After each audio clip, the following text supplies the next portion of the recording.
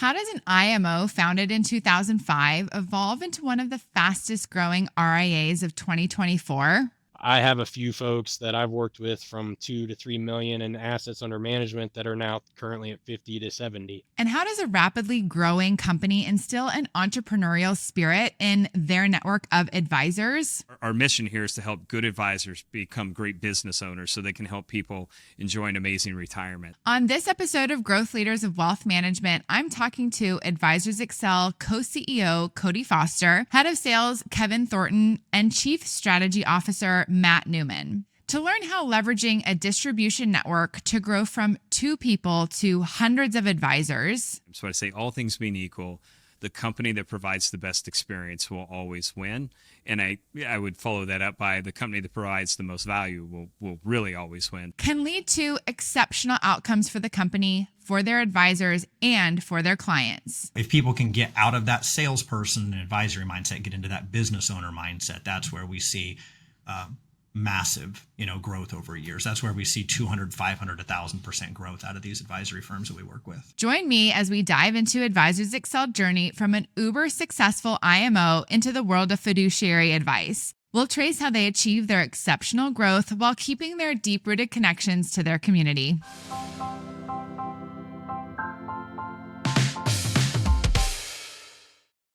Advisors Excel stands out from many of the other companies I've spoken with so far in this podcast. In 2005, co-CEOs Cody Foster and David Callanan founded Advisors Excel as an IMO. For those who may be less familiar with this side of the industry, an IMO stands for Independent Marketing Organization or Insurance Marketing Organization. IMOs are companies that work as a partnership between insurance carriers and independent agents. While building their very successful IMO, Cody, David, and the Advisors Excel team started receiving requests from a few of their advisors to expand beyond annuity and insurance services. Specifically, their advisors were asking for wealth management services, and Advisors Excel realized there was a huge opportunity to serve their network in a new way. After a false start partnering with an existing RIA, they built their own registered investment advisory firm from the ground up. Here's Cody Foster on that journey. Advisors Excel started in 2005, but was primarily insurance up until that point in time. In 2010, we partnered with another RIA. It was a small kind of boutique firm because we knew our advisors wanted us to bring those services to the table for them, and partnered with a small firm that grew from, they were managing probably $400 million at the time, grew to about $6 billion. And we went through a process trying to acquire them. I think as that had grown and scaled, there became a lot of operational issues. So we were trying to acquire them, could never really come to terms. So made the decision to just walk away from that partnership and start over from scratch, which was a challenge, I guess you would say, just to be part of something that you grew over that 5-year period of time to then walk away from that. And there's some great lessons in there probably, but just made the decision that we have a little different vision for what and how we want to do this to support the advisors. So why don't we start our own? So started with, hired a couple employees, probably 3 or 4 to start out with, and today, I'm not even sure where it sits at, probably over 200 employees over there to relaunch it. But one of the benefits we did have, it's grown pretty quick, but we had a built-in distribution network already, so it wasn't like we were starting from scratch with advisors and having to go recruit and onboard those. But we had to build, all the systems, all the technology, really the entire platform to go support the advisors from scratch. Which was definitely challenging, right? Trying to grow that quickly. In some ways, Megan, maybe even more challenging because we did have 300 or 400 advisors who were ready to go and join the platform, but the platform wasn't ready for all of those advisors. So I say a lot of times it was like a tidal wave hitting us. So kind of got buried early and have spent some years digging ourselves out and maturing the organization. And I think our growth lately has been because that organization has matured a ton. So it's grown a lot since 16, I guess. Walking away from a partnership that had grown from $400 million to $6 billion in assets in 5 years could not have been easy, especially knowing that launching a fully independent SEC registered investment advisory firm from the ground up is not easy. I asked Cody to tell me more about that decision, and in his response, you'll hear that Advisors Excel has a track record of making really tough decisions in order to stay true to the long-term vision for the business. So one of the things we talk a lot about is we want to build a 100-year company, and we randomly pick the term or the number 100 years to I think signify just, something's going to be around for a long time. I'm not sure they had the same vision. I think they wanted to build it up and sell it to somebody else. We had a short-term experience with private equity back in 2010. We sold a small piece of our company to them and ended up buying it back 3 years later. So it wasn't a great deal for us. It was an expensive lesson. But I think through that process, we just know that we're trying to build something a little different. Like it's not obviously we want to build something that generates a great income and has value and all of those things. But like we're trying to build something that has this life-changing impact on, the advisors we serve. But honestly, our team members who show up here every day to support those advisors and then, trying to impact our community. Dave and I both live here in Topeka. 95% of our employees live right here in Topeka. There's a lot of things that we see that the business can do to support this community. So I would say just a lot different vision in that, like the longevity and term of what we wanted to build. And then probably just some different opinions on how to build it, I guess is maybe the easiest way to say that. We'll probably talk about this later, but just the experience that we wanted to create for advisors versus maybe what was being created was very different there too. As part of the vision to build a 100-year company, Advisors Excel has made big bets and invested a lot into building the right resources for their advisors. And because they are building resources based on direct feedback from what their advisors need, they often have a long list of advisors eager to use the new services, which can present its own version of a growth challenge. Through our company history, it feels like anytime we launch something new, because we've built a great distribution network, for lack of a better way to describe it, like when we first launched media services, so we said like, hey, we're going to help advisors do, radio shows or TV shows and stuff like that. It was the same thing. We had like 3 employees and 60 advisors raise their hand day one saying like, hey, we're ready to go. So I think through that experience and seeing it in different divisions as we've done it, we just had some experience in how you onboard. I think having, this is a little tougher answer, but I think we just built a lot of trust with advisors over 10 years of they knew we were going to do it right, but that it may not be right out of the gate. And I think being really open and honest and transparent with them about that, like, hey, it's going to take us a while to get this here. So if you want to come down, just know like you're going to be part of helping us build it. But I would tell you, I think a lot of those advisors, especially the ones that came on early, probably have taken some pride in the fact that they feel like they've been a part of helping build this and providing feedback. So that I think that's good, encouraging them to be a part of what you're building and really taking the feedback they're giving you and helping them feel like they're a part of it was a big part of that. And then it is, the other things you just got to hire and staff that up pretty quickly, right? We started seeing very quickly, like where are the talent gaps, what are the things that we're missing? Like, who do we need to bring on the team to help us with that? Probably made some mistakes all along the way. I'm sure we'll talk about this too, of just like platforms that we were trying to use to accomplish it that, I know anyone who listens to this podcast is going to have dealt with like the platforms that tell you all the things they can do. And then once you get in, they don't really do all those things. And so then you have to pivot on that. But I think it's also just not being afraid to make those changes and adjustments pretty quickly too. Chief Strategy Officer Matt Neuman has also been with the company from the beginning and was actively involved in the decision to expand the business into wealth management. Here's Matt's perspective. Prior to 2016, the vast majority of the advisors that we were consulting did have a securities element to their business. 90% had a securities element, but they were all over the place. Back then, more were still broker-dealer affiliated than there are now. And then, of course, you had some IARs and some RIAs. So if they were an RIA, no problem. We would help them with business coaching, consulting, marketing. They'd take it through the proper channels. And if they were broker-dealer affiliated, no problem. We could help them. They could take it through the channels. If they were IAR, we had a bit of a gap because then they were going to be going to their existing firms, and those firms might not have been completely aligned with our coaching. So it got out of whack. So it wasn't overly difficult, but as we continue to see more and more people shy away from the broker dealer world, come into the AUM world, into the fee-based world, we knew we needed a solution. So prior to 2016, Meg, it might have been around 2012, we developed a relationship with another firm, an existing RIA, where we set up a partnership. Mm-hmm. People were looking for better guidance or they were looking for a better partner, we would refer that way.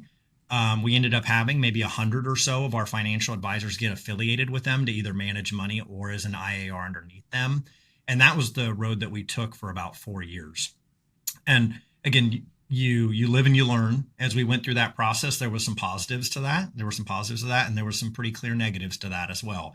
There were some things that firm was doing that we wouldn't do. There was some decisions that they were making that we weren't completely aligned with. So that was our short-term solution. And then we built to launch our own internal in 2016, just knowing that it was time. And I'll make mention of just one other thing that's a parallel to how we do things at Advisors Excel. There's a lot of different services that we offer the financial advisors who work with us, marketing services, sales, product, cash flow, tech, whatever it might be, whatever they're looking for to build their practice. And a lot of times what we'll do is we'll start to hear a groundswell of something that they need from a select handful from the first half dozen. And then we get educated about it and figure out that that's something that we need to be able to bring some wisdom on. And then if we hear a larger murmuring about it, then we typically find an outsourced partner. And then if it continues to build, whether that outsourced partner is going well or not, we're going to bring it internal. And so that was just the path that we did with the RIA back in 2016. So we had a partner, short-term solution, decided that it was something that we needed to make sure that we had our hands around so we could control the decisions being made there. The team at Advisors Excel is intensely focused on listening to the needs of their advisors and building out bespoke in-house solutions. And this has been key to Advisors Excel's astronomical growth. The growth Advisors Excel has achieved with their RIA, growing from zero to more than $30 billion in assets under management in less than 8 years, is entirely driven by their advisor experience and extensive advisor support model. Initial growth came from their built-in distribution network on the IMO side. And of course, there has been market growth between 2016 to 2024. But the exponential growth Advisors Excel Wealth Management continues to achieve is driven by how successfully they help each and every advisor they serve drive mind-boggling growth in their own practices. Here's Cody to talk more about where this mindset of advisor growth services stemmed from and the multitude of ways Advisors Excel supports their advisors. I think all things being equal, something our team has heard me say here probably a million times. So I say all things being equal, the company that provides the best experience will always win. And I would follow that up by the company that provides the most value will really always win. So I think we're always talking about what's the experience we provide, what's the value that we provide to these independent advisors that we support. So, and then at the heart of that, I think one of the things, and Dave and I, before we started Advisors Excel, were advisors for about a year and a half, and left more of a corporate IMO world to go be advisors, thinking it was going to be easy and we're going to make a bunch of money and this was going to be a lot of fun. All of a sudden, we went from an organization that had about 200 employees where you had a lot of people to help get stuff done to literally it was Dave and I, and his mom would come over and help us with workshops and, sit in the office a little, drive over from Kansas City. And all of a sudden, we became this small business owner that was responsible for just all these different aspects of the business. And what we like to say all the time is we don't serve financial advisors. We serve small business owners whose business happens to be financial services. So I think everything that we've tried to do here is thinking about, as a small business owner, what can we do to help them become a better business owner? Our mission here is to help good advisors become great business owners so they can help people enjoy an amazing retirement. So I think if you look at the value we provide, we have I don't know what it is, 175 person creative ad agency. So we help advisors with web, digital, list building, all the content that they would push out, have a full scale radio and TV studio. So we probably produce 150 radio shows a week. We probably are producing TV content, TV shows for 75 to 100 advisors, do all the buying. So I think like that's one, the ad agency side is part of that, but then, technology is a huge part of it. So we've got our own version of Salesforce that we've custom built for our advisors to use. It's integrated with our system. So a lot of the operational components of that are built into it to where we can update them. A lot of technology around applications and client services. That's a huge part of that. We have a hiring agency that will help them hire staff for their firm. It's probably one of the areas I think most advisors struggle the most as they're scaling. It's like, how do we go find good people, especially as a small business owner? So I think it's that idea of just thinking of them as a small business owner and what are the services or support that we can wrap around them to help them do what they do best, which I always say is like, sit in front of people and make them feel comfortable about how they're going to be there to support them as they kind of navigate this journey into and through retirement. I'm, of course, quite curious about how Advisors Excel supports their advisors with marketing. I've spent my entire career on a mission to help advisory firms leverage marketing to drive more organic growth. And I've learned a lot along the way. Scaling organic growth for advisors is hard. Most firms do not have the experience or the internal capabilities and end up focusing only on tools for advisors. In my experience, tools are just that. Tools. And without strategy and content, the tools are not as effective as they can be. Naturally, I had a lot of questions for the Advisors Excel wealth management team. I wanted to learn more about how their advisors approach marketing, what is working, what's not working, how much they're investing. Let's listen in as Matt answers these questions and talks about how his team works with advisors to build out their individual marketing strategies. He also talks about how he's seen different advisors evolve their approach over time and contribute to the overall growth of the company. I would give you a different answer 10 years ago or even 5 years ago than I would now, because as businesses continue to mature, their marketing spend into what tactics and how much as a percentage of revenue shifts. We're putting together some stuff right now talking about the modernization of marketing or how your marketing matures, right? And so if I had answered your question 10 years ago, Meg, I would say that the majority of the offices that we work with are reinvesting 15 to 20% of their revenue back into marketing. A lot. You're kidding. No. And we still have a lot that are at that level, but they are in growth phase, right? They might have 3 or 4 advisors, 3 or 4 on a marketing team, another half dozen on a back office team. They've got a staff of 15 and they've got to keep 3 financial advisors' calendars full. Right. And then we're going to deploy different tactics to do that. Could be live events or digital or radio or television, client events, referral strategies. There's a lot of different ways we can put that marketing plan together. And again, I don't want to get too far away from that because there are still a lot of offices, Meg, that we work with that are deploying that amount back into it. But as you do that over the years, you can imagine that you're still bringing in, let's take digital marketing, for example. If you had a healthy marketing spend of, I'm going to pull a number out of the air, $5,000 a month on digital spend for people to request a branded white paper.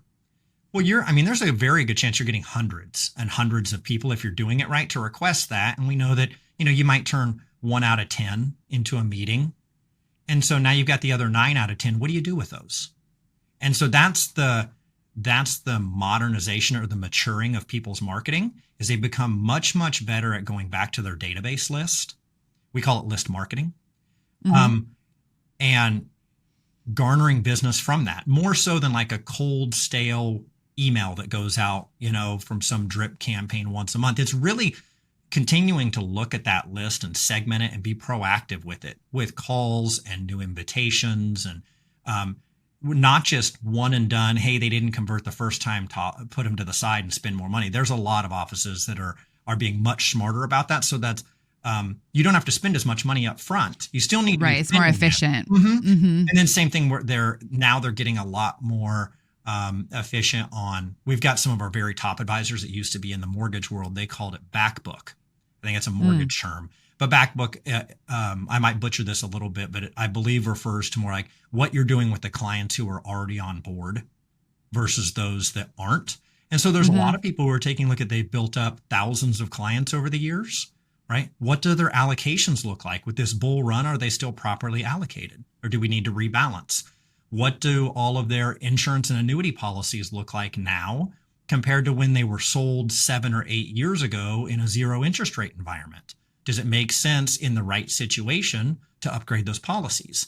And what can we be doing for referrals? So I know that's a bit of a long-winded answer. The short, easy answer is teams that are financial advisors that are in a growth phase with us are spending 15 or 20% of their revenue on marketing. But year by year, that matures and they're able to work some of the leads and business that they've already brought on board to where now maybe it's 5, 8, 10% of their revenue towards marketing strategies, but their overall production and asset gathered still continues to climb. The advisors who are attracted to Advisors Excel, they want to market. Like that's how they want to grow their firm. So if you looked around our firm outside these doors here in my building, we're close to 1,000 employees. And we have over 100 people that do ad agency work for them, right? Branding and web and video and digital. And we've got a full production television studio and media buying team and radio co-host and all of this. We've got hundreds and hundreds of our employees that do that, partnered up with the advisors. And Field of Dreams, like if you build it, they will come. Like it attracts the right people, right? If people aren't looking for that, they're just not going to be attracted to our firm. But we're going to build that in such an exaggerated way that if people are looking for that, they're going to say, I didn't even know this existed. These are my people. I feel like I have to take a deep breath after all of that. Let's take a moment to recap and emphasize what Matt just said. First, Advisors Excel advisors are investing 15 to 20% of revenue into marketing. That is 5 times industry average based on benchmarks. Second, these advisors are being coached to bring a high degree of patience and tenacity to their marketing efforts. They don't give up on a lead if it doesn't immediately convert, and they certainly don't overlook the powerful marketing opportunities right in front of them with existing clients. This level of resilience matters. And then third and finally, marketing investments become more efficient over time. Coaching and servicing advisors with this kind of discipline and rigor is what truly sets Advisors Excel Wealth Management apart. So what are the outcomes from Advisors Excel's extensive advisor support services? That and more right after this quick break. Are you looking to supercharge the growth journey at your business? FICOM is ready to make it happen by serving as your embedded growth partner. Let us put our unmatched industry and growth marketing expertise to work for your business. Our strategy-first, multidisciplinary approach ensures your business goals stay at the forefront, so you're always aligning all your marketing activity around the growth you want to achieve. Visit us at ficompartners.com to find out more. Having worked in the independent RIA community my entire career, I anticipate that some listeners may have some skepticism about an IMO entering the wealth management space. I'm here to tell you Advisors Excel is taking great strides to ensure that these traditional insurance and annuity advisors are evolving to meet the needs of consumers in a comprehensive and strategic way. Here's Head of Sales, Kevin Thornton, on the evolution of the advisor space at Advisors Excel and the huge growth from bringing advisors over from the insurance space. For full context on me, I started off as a financial advisor out of college. I worked for a small regional firm, broker-dealer through Pershing. Did that for a few years and was a wholesaler, and then currently here for about 7.5 years. And particularly at AE Wealth, we've seen a lot of our advisors have come over directly from the insurance side. And so they're very good sales folks getting in front of clients. They know how to market themselves because of the great job the Advisors Excel firm as a whole does.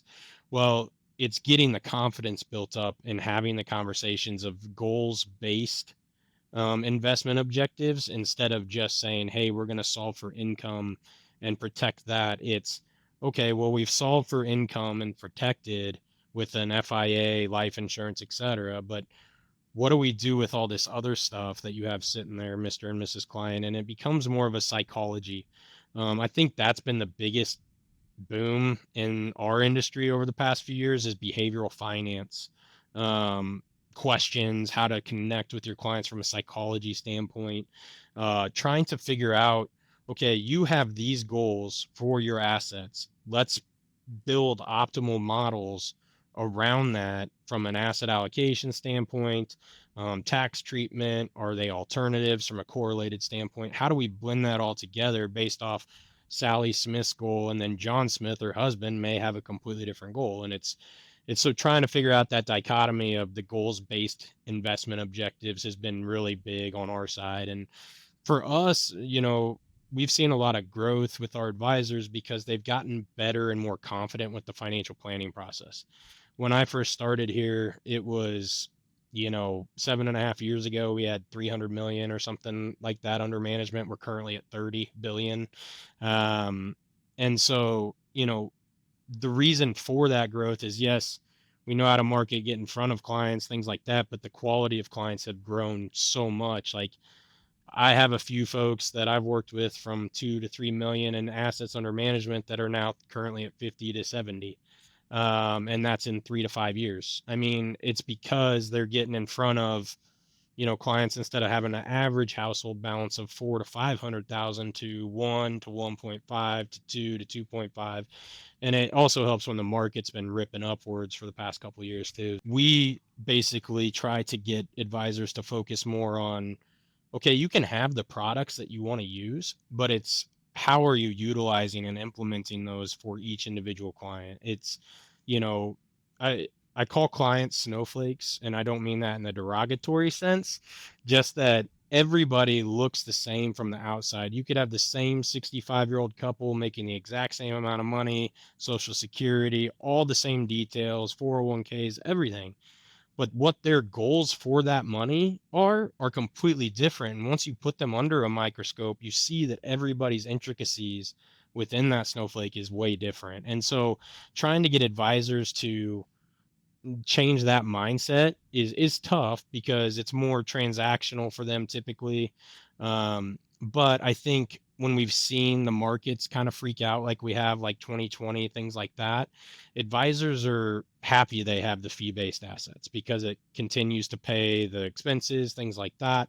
And so they start to come around to, okay, maybe I need to start figuring out a way to cultivate those relationships more with my clients and keep them sticky. And I think that's the biggest thing, is how well do you know your individual clients? And there's a lot of cool software out there now, like Orion's BFI 20 is something we utilize, where it gives you different personas of a Mr. and Mrs. So they can have conversations about money, things like that, and guides you, the advisor, on how to do that. So, I mean, there's a lot of really cool stuff coming out to help these advisors and coach them on it. And then I would say we've grown too, just from our firm, in what we coach to and how we coach and how we get across our messages. And it's been little bits at a time, but it's been really cool to see. From a strategy perspective, Matt says that cultivating a business owner mindset in their advisors is one of the biggest factors that aid advisors in bridging the gap from successful marketing to meaningful client service. Part of our mission statement at Advisors Excel is to help good advisors become great business owners. Or another way that I could put that is to help people who are really good in sales and client acquisition learn how to run a profitable business. And we know that that's a very different skill set. And so the process that I'm talking to you here about, there are plenty of people that can spend some money on marketing and run a first and second and third meeting and gather clients. Those are gifted salespeople that are influencing people to make a positive choice for themselves. But once you're at capacity, now what do you do? Once you're running enough new appointments and service appointments and you've got a couple people on staff, what do you do? And that's where the growth into a business owner really starts. And that's where scaling into multiple advisors and teaching them to do things your way, by your investment approach, right? By the way that you're building those teams, that's where we've seen the growth. And that's, if people can get out of that salesperson and advisory mindset, get into that business owner mindset, that's where we see massive, growth over years. That's where we see 200, 500, 1,000% growth out of these advisory firms that we work with. That's how you go from zero to almost 30 billion in assets in 8 years. we show them how to scale. We don't want to work with all kinds of financial advisors. We want to take the ones who want to market a bunch and scale and give them the tools to do it. As you've heard in these conversations, Advisors Excel is working with hundreds of advisors acting as small businesses and giving them the coaching, services, and tools needed to achieve durable, sustainable organic growth. Advisors Excel Wealth Management isn't only focused on lead gen or marketing to drive growth. They are looking at each business holistically and helping their advisors evolve into profitable business owners. There have certainly been growth challenges along the way, but experience has shown that a strong dedication to support for advisors has led to massive organic growth.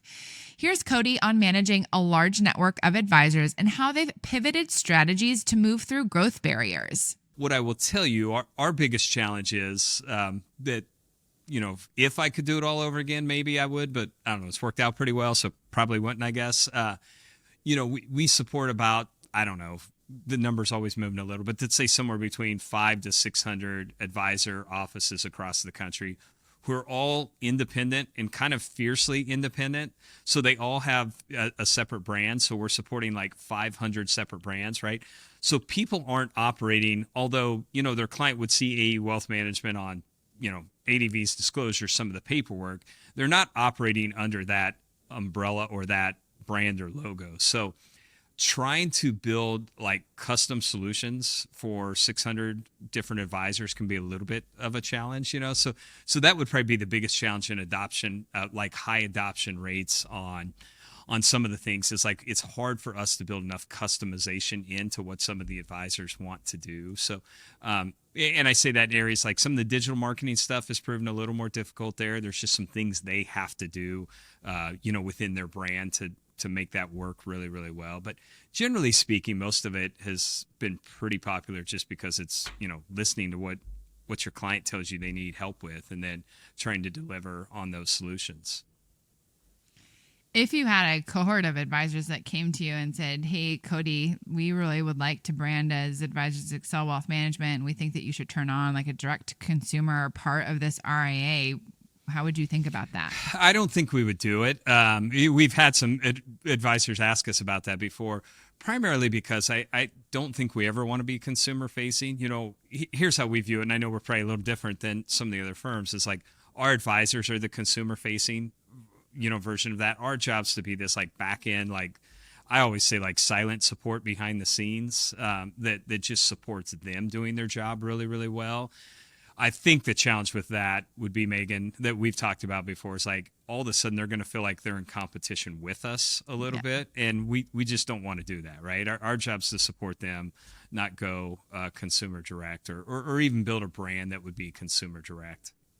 Now, if there were, I would say if there were a way that we could do it, and we have, kind of experimented with some things and just never found the perfect thing there. But if there were a way we could do it to where it could support all 600 of those advisors, in a way that we could leverage our brand better to support them, we would probably do it. We just haven't quite figured out what that would be yet. Advisors Excel also faced some growing pains early on in their expansion. Finding and nurturing talent to meet the needs of their advisor base was no easy feat, especially in Topeka, Kansas, where the RIA space is not nearly as developed as the IMO talent market.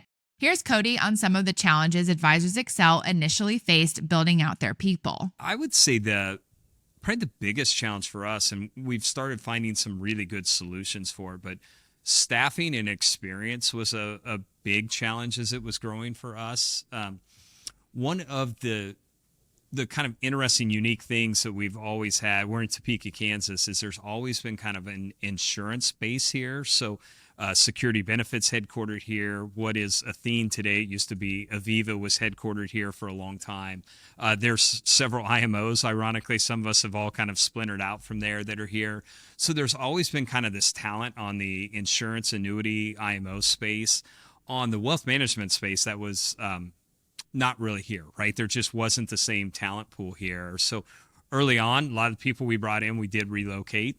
But, if I'm being candid, as much work as we're putting into Topeka, and I think it's going to be a great place over the next 10, 15, 20 years, like it's not necessarily everyone's destination of where they want to relocate to. So trying to relocate people was a challenge. What we found through this, where we started attracting a lot of talent that had a lot of experience in the wealth management side, was in Kansas City. So Kansas City's just got it's kind of a little hotbed of investment talent, right? So Waddell and Reed and Ivy Funds was there, and we've been able to pull some people as they went through some challenges there. We've gotten some really talented people from there. Obviously, you have Creative Planning, Mariner Wealth. You have some big RIAs that are up there also. So we started recruiting some people that were commuting over from Kansas City, and so we've added a fair amount of talent from there. Enough that we made the decision, which is different than something we've ever done, but we actually opened an office or a location in Kansas City. So we have kind of a secondary campus up there now that's probably got 75 or 80 people working there most days. And I would say 80% of those people are on our wealth management side. So really trading, compliance, some of those places where you need some experience, we've been able to solve that problem a little bit. But that was big early on. It's like we were, not only are we trying to grow and develop this platform, but then we were trying to grow, develop, and train people internal who had no experience. And that was tough. But we've solved it. Now we train pretty well too, right? So we can bring someone in and train them pretty well. But that was early on a huge challenge for sure. One other one, I'll just tell you, that one other big challenge for us is while I'll say I may have, a certain investment philosophy that I believe in, we have not built a platform that's just built around one investment philosophy, So I have a good friend in the industry who built a huge platform, and he was dimensional funds, right? So it was all built around dimensional funds, which was easy. It's a lot easier.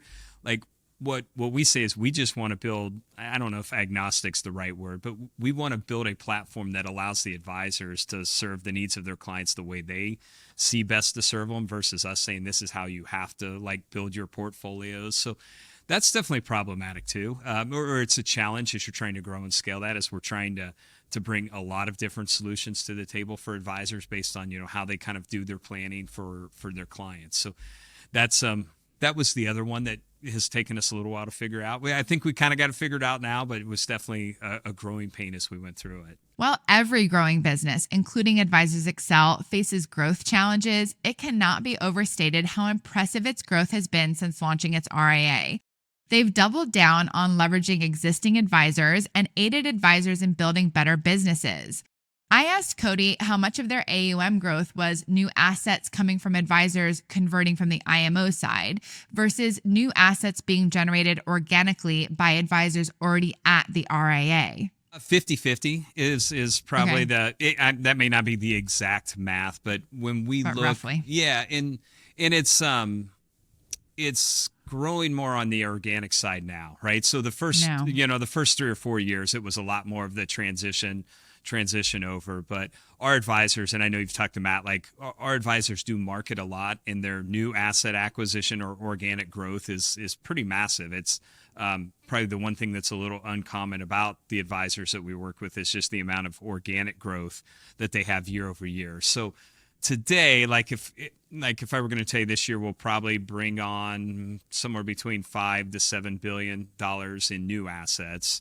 That's probably more like a 70% organic, 30% transition, what we would call transition, someone moving assets over onto the platform. So it's definitely shifting there. But early on, obviously, was buoyed by that a lot. And then none of us should discount, the markets have done really well too, right? So a lot of RIAs have grown a lot over the last few years because of NVIDIA and Microsoft, and so Sure. that does play a role. And I think the thing that we're seeing now too is that compounds. As we're recording this, we're probably over 30 billion now. So just in the few months since we first started talking, it's grown pretty significantly. So some of that's the organic new assets being added, but some of it's market return has been great too. So as your RIA gets bigger, and I think our advisors are starting to see this too now, that growth can compound really quickly. Do you have an average sort of year over year organic growth percentage that your advisors are typically seeing? 42%. And I only know because we covered that in our all-employee meeting today around that. So since I think it's 2018, it's been 42% has been the organic growth rate. Did he say 42%? Listen to my astonishment. Is that on the wealth management business or Advisors Excel across the business? It is on both. So Okay. we look at their total. We would look at total assets that an advisor's bringing in, right? So that can be annuities, life insurance, or investments. So it's across all of that. Realistically, maybe a little higher on the wealth side. I don't have that like number sitting in front of me, but it's probably a little higher on the wealth side. I think most advisors would tell you like the investment side's easier to gather assets on than maybe the insurance and annuity side. 42%. Their year-over-year percentage of organic growth from advisors is 42%. In my conversation with Cody, I mentioned that in the most recent Schwab Advisor Services benchmarking study, data shows that in 2023, net organic growth for firms over $250 million in assets under management was 4.9%. That means that Advisors Excel is seeing 8.5 times the organic growth of industry averages. Some of that, I think we've seen so much in the industry. And we're doing a little bit of acquisition stuff with a partner. Some of our advisors like minority acquisitions, but we've dealt and talked to a lot of these acquisition and roll up people out there. And I think for so long that's just been the growth model, is like they don't necessarily know how to grow organically, so it's just go acquire more. Not that that's slowed, but interest rates and that have made that a little different. And I think the other thing you're seeing is because there's been so much, I would say, like big private equity style money in the space, like it's probably made it tougher for smaller RIAs to do acquisitions. So that's probably hurt that to some degree. I haven't looked at this study yet, but I would think that's playing some role in there. It's like so many people have relied on acquisition that when that gets a little tougher, like how do we grow now? So we've just had the benefits since we started. Like we've preached the idea of organic growth, market, bring new clients on, is a big part of it. So we've been able to navigate that pretty well. Something that stuck out to me as I spoke with Matt, Kevin, and Cody about Advisors Excel's massive growth is their mission to be a force for good for the advisors they serve, and also a force for good in their local community. As the company's network has expanded, they are still dedicated to Kansas as their home base and the heart of their culture. Here's Cody on how he's embedded Advisors Excel into Topeka. I think there was a time where businesses were the heart and soul of communities, and I think there's still some great examples of that in our country, but it's probably not what it used to be. And I think that's kind of sad, right? I think, I hate to say private equity, but just in general, right? There's been a large focus for a long time more on, shareholder value, above all else. And I just think businesses have an opportunity to be a force for good, not just for their clients and their shareholders, but in the communities that they serve. So I think that's a little bit at the root of it. In studying some other businesses that I admire that do great things in their community, part of it, I tell people all the time, like Dave and I live here, so I mean, it's not like we're founders that live somewhere else. Like we live here, our kids go to school here, all our employees live here. Like why we wouldn't use or leverage the success of this to try and make our community a better place for all of the people that live here. Selfishly, me being one of those, I think has been a big part of that too. We kind of talk about our vision being this 100-year company that has a life-changing impact on our advisors, our team, and our community. So I guess that's the benefit of as the business has grown and had some success, it's given us the freedom to really look at how can we use this in a way that has a positive impact on those, 3 communities that we serve. So that's probably a big part of it. I don't know personally outside of that, just that we want to see this be the best community it can possibly be, and think we can use the business in a way to do that. But it's really mutually beneficial, right? We've created I guess you'd say a brand or a reputation of being a great place to work in this community. And we do attract some of the best, brightest, hardest working people here too. So it's, there's some synergy to it that's really, really good.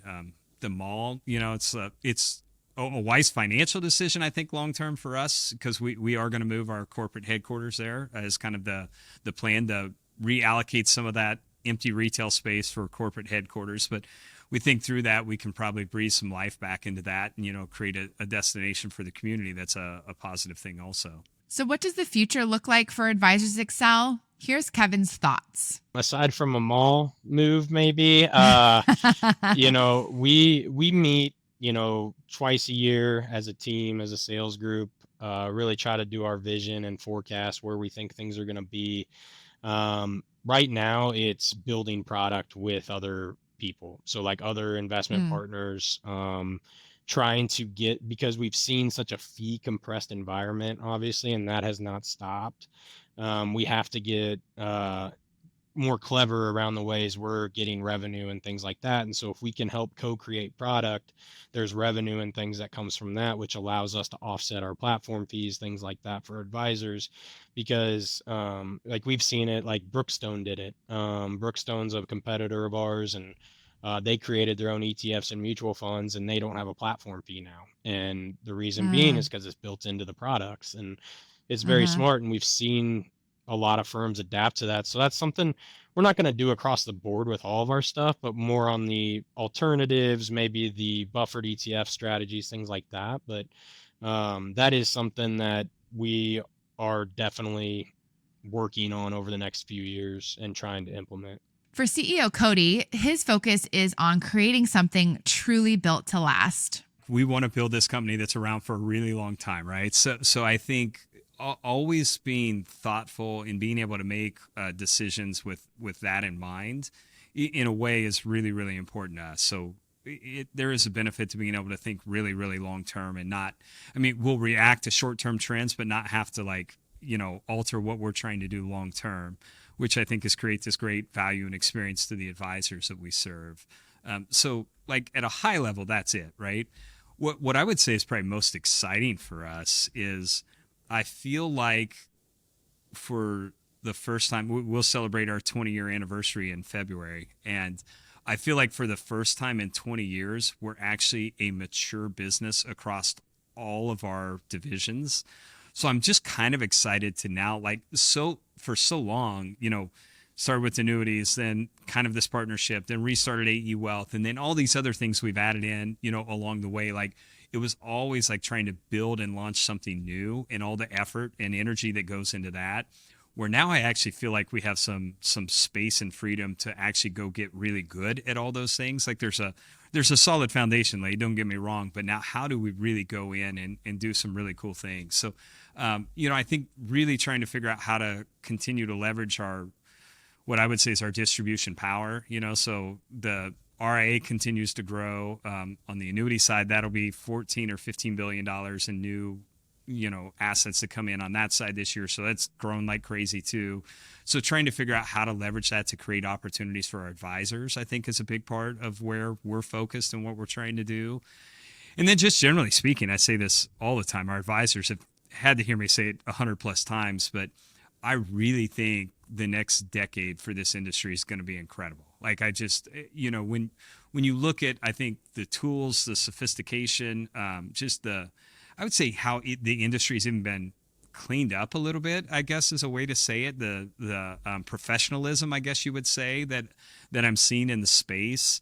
And then just the demographics and the amount of money that is going to transition into retirement or transition to the next generation here over the next decade. Like, I just think there's not a profession I would rather be in than this profession over the next decade, because I think the opportunity is going to be incredible. So figuring out how we continue to help our advisors, grow to take advantage of that, I think is, probably what we'll spend most of our time thinking about.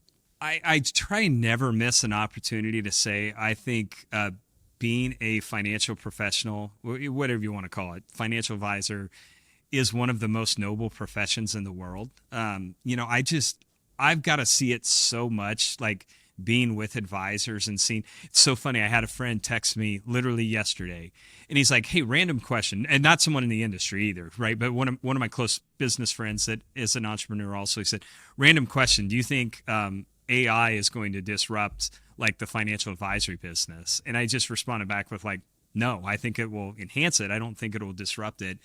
And part of what I told him after we had a conversation this morning is I'm like, AI is not going to sit with someone when they find out their wife was diagnosed with cancer, right? Or God forbid their spouse passes and they have to navigate so many of those things. So it's just, I've got to watch our advisors, like be able to sit with people and like walk through some of those like huge life decisions. And I say all the time, like, I'm not sure there's anyone, a doctor, maybe on the health side, maybe a priest, pastor, someone like that.